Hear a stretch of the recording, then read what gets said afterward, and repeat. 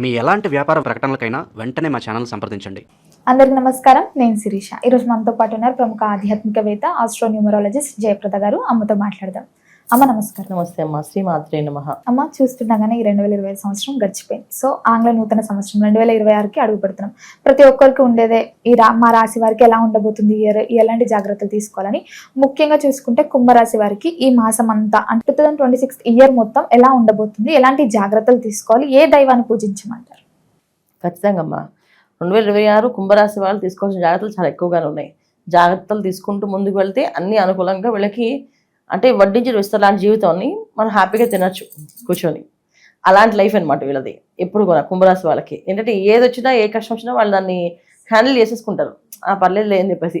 బాగా పాజిటివ్ ఉందనుకో ఇది మాదే అని చెప్తారు, బాగా నెగిటివ్ ఉందనుకో ఇది మాది కాదని చెప్తారు అనుకుంటారు.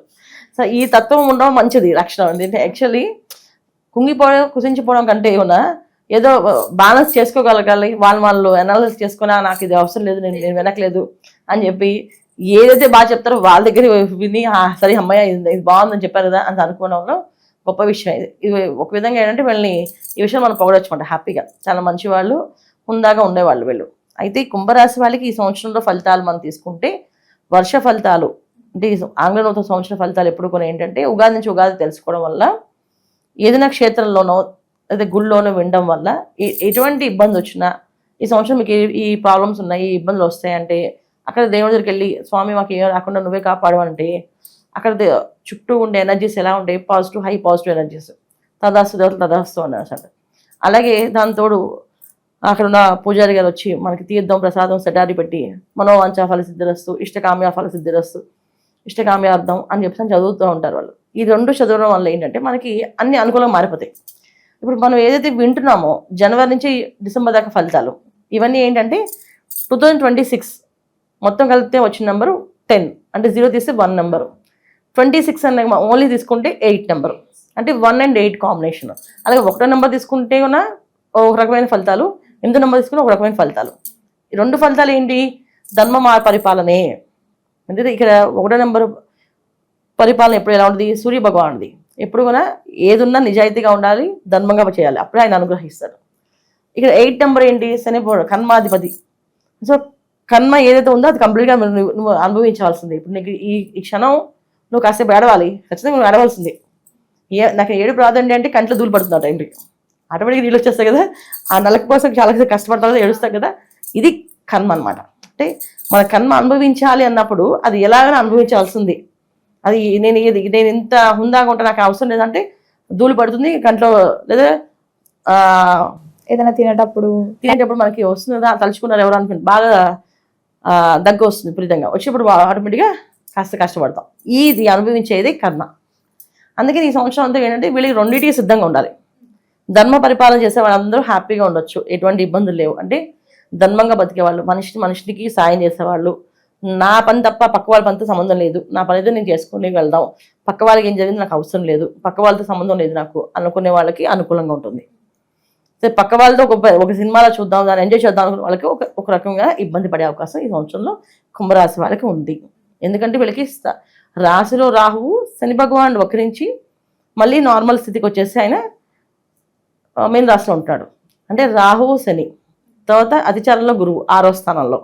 ఇక్కడ వీళ్ళకి కుంభరాశి 2వ స్థానంలో శనేశ్వరుడు, 6వ స్థానంలో గురువు. ఈ 2 గ్రహాలు ఇలా ఉండడం వల్ల ఏమవుతుందంటే ఏ పని చేసినా కష్టంగా స్టార్ట్ అవుతుంది. ఫస్ట్ కష్టం, తర్వాత సుఖం. అందరికీ ఏంటంటే ఫస్ట్ సుఖం, తర్వాత కష్టం అనుకుంటాయి. వీళ్ళకి మాత్రం ఫస్ట్ టఫ్గా ఉంటుంది, తర్వాత ఈజీ అవుతుంది. ఉద్యోగం కొత్త ఉద్యోగం వస్తుంది, ఆ ఉద్యోగంలో అందరిని అర్థం చేసుకుని కొంచెం కష్టం ఉంటుంది వీళ్ళకి. కొంతకాలం నడిస్తే కానీ అది వీళ్ళకి అనుకూలంగా మారదు. అలాగే కొత్త వ్యాపారం స్టార్టింగ్ డబ్బులు ఏం రావు, 6 నెలలు 7 నెలల దాకా నడిపిస్తూ ఉండాలి, రన్ చేస్తున్నారు దాన్ని, అప్పుడు డబ్బులు వస్తాయి వీళ్ళకి. సో ఇలాంటి సిచ్యువేషన్స్ ఈ కుంభరాశి వాళ్ళకి ఉంది. ఇక విద్యార్థుల విషయంలో వస్తే చదువుతారు, అరకెళ్ళకి మర్చిపోతుంటారు, ఎంత చదివారో అంత మర్చిపోతుంటారు. అతిగా ఆహారం తింటూ ఉంటారు ఎక్కువ, అంటే ఎక్కువ తినాలనిపించే కోరికలు ఎక్కువ పుడుతుంటాయి. అది వండుకుని తిందాం, ఇది వండుకుని తిందాం, ఇది చేసుకుని తిందాం, ఇక్కడికి వెళ్ళి తిందాము అని చెప్పేసి ఎక్కువ తింటూ ఉంటారు. దీనివల్ల ఏంటంటే కాస్త ఎక్కువ అతిగా తింటే ఏమొస్తుంది, కాస్త రోగం కూడా ఎక్కువ వచ్చే అవకాశం ఉంటుంది. ఇలా కుంభరాశి వాళ్ళకి ఈ సంవత్సరంలో కొన్ని విషయాల్లో కష్టం అనేది కనిపిస్తుంది. కొన్ని విషయాలు, అన్ని విషయాల్లో కాదు, కొన్ని విషయాల్లో కష్టంగా అనిపిస్తుంది. ప్రొఫెషనల్ రంగంలో ఉన్న వాళ్ళకి కాస్త అనుకూలంగా మారే అవకాశం ఉంది. ప్రొఫెషనల్ రంగంలో ఎప్పుడు కూడా పొద్దున్న లేచి వాళ్ళ వర్క్ వాళ్ళు చేయాల్సిందే, లేకపోతే వాళ్ళకి ఫుట్బాల్ రాదు, అందుకు వాళ్ళు చేస్తారు, వాళ్ళకి ఇబ్బంది లేదు. ఏదైతే వ్యాపారాలు మనకి ఎక్కువ ఏ వ్యాపారాలు అంటే ఈ స్టాక్ సంబంధించిన మార్కెట్ సంబంధించిన వ్యాపారాలు చేసే వాళ్ళకి కాస్త చూసి స్టాక్ మార్కెట్లో ఉన్న వాళ్ళకి కొంచెం ఆలోచించి అడుగు వేయాలి. వెంటనే చేద్దాం వచ్చేస్తుంది అని చెప్పి చేస్తే మాత్రం ఒకేసారి ముంచే అవకాశం ఎక్కువగా ఉంటుంది. ఇది కుంభరాశి వాళ్ళకి ఎక్కువగా ఈ మాసంలో ఈ సంవత్సరంలో కలిసి ఫలితాలు. ఎందుకంటే 6వ స్థానంలో గురువు ఎప్పుడు కొన్న వెళ్ళి ఇబ్బంది పడే అవకాశం ఉంటుంది, రోగాలు వచ్చే అవకాశం ఉంటుంది, రుణంలో పెట్టి పట్టే అవకాశం ఉంటుంది. అంటే రుణంలో అంటే చాలామంది ఒక వ్యాపారం సవ్యంగా జరుగుతున్న వ్యాపారంలో ఈ డైలీ కొంతమంది ఇలా చేతికి తీసుకుంటుంటారు అమౌంట్లు, ఈవినింగ్ కల్లా పంపిస్తాము, మార్నింగ్ కల్లా పంపిస్తాము అని చెప్పి. ఇలాంటి విషయాల్లో అలా మార్నింగ్ కల్లా ఇస్తా ఉన్న వాళ్ళు ఎవరన్నమాట. సో అందుకే ఈ సంవత్సరం కుంభరాశి వాళ్ళు ఇలా ఎవరికైనా అప్పులు ఇస్తున్నారు అనుకుంటే ఆపండి, చేయబదులుగా లేకపోతే మాకు షేర్ చేస్తున్నారు. ఈ పొద్దున ఒక బ్యాంక్ అకౌంట్ నుంచి మళ్ళీ ఇంకో అకౌంట్ మారుస్తుంటారు. ఇలాంటి వ్యాపారాలు ఏంటంటే డబ్బుతో సంబంధించిన ఏ వ్యాపారం చేస్తున్నా సరే అది కాస్త మరి ఆలోచించుకొని ప్రారంభం చేయండి. ఊరికి చేస్తే మాత్రం ఖచ్చితంగా లాస్ అనేది కనిపిస్తుంది.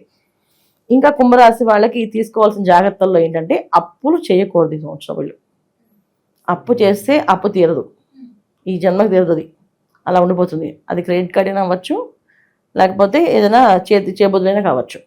చేబదులు అప్పు తీసుకున్నా తీరదు, అప్పుగా తీసుకోకూడదు. ముఖ్యంగా మంగళవారాలు శనివారాలు అసలు అప్పు చేయకండి. ఒకవేళ అప్పు తీసుకునే పరిస్థితి వస్తే మంగళవారం శనివారాలు అసలు చేయకండి, చేస్తే అది తీరకుండా కష్టపడే అవకాశం ఎక్కువగా ఉంది. ఇంకా మిగతా విషయాల్లో తీసుకుంటే స్త్రీల విషయంలో కుంభరాశి వాళ్ళకి వివాహాలు అయ్యే అవకాశం ఉంది. సంతాన యోగం అనేది కలిగే అవకాశం ఉంది. తర్వాత వ్యాపార అభివృద్ధి అనేది కాస్తంత నత్తనకు నడుస్తుంది. ఎందుకంటే ఇది గోచారీత్యా వచ్చే గ్రహస్థితులు ఈ గోచార ప్రకారం చూసుకుంటే కుంభరాశి వాళ్ళకి అనుకూలంగా లేవు, ప్రతికూలంగా ఉన్నాయి.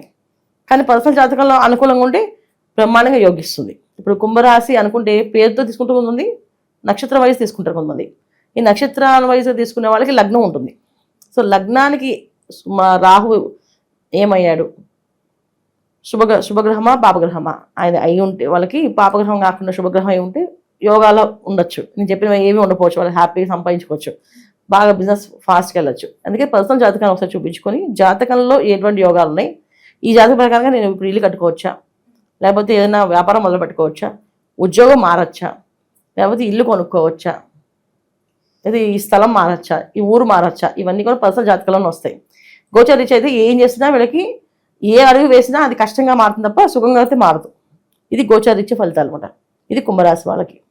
అమ్మ ముఖ్యంగా మరి ఈ ఇయర్ మొత్తం అనుకూలంగా ఉండాలంటే ఏ దైవాన్ని పూజించమంటారు, ఎలాంటి పరిహారాలు చేసుకోవచ్చు అంటే?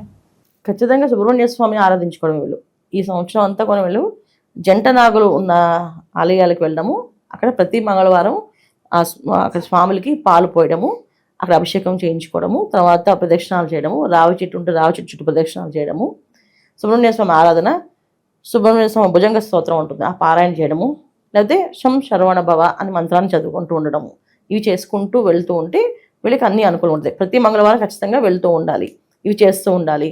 మంగళవారాలు ముఖ్యంగా ఏంటంటే మద్యపానానికి తర్వాత తినకొని ఆహారానికి కొంచెం దూరంగా ఉండాలి.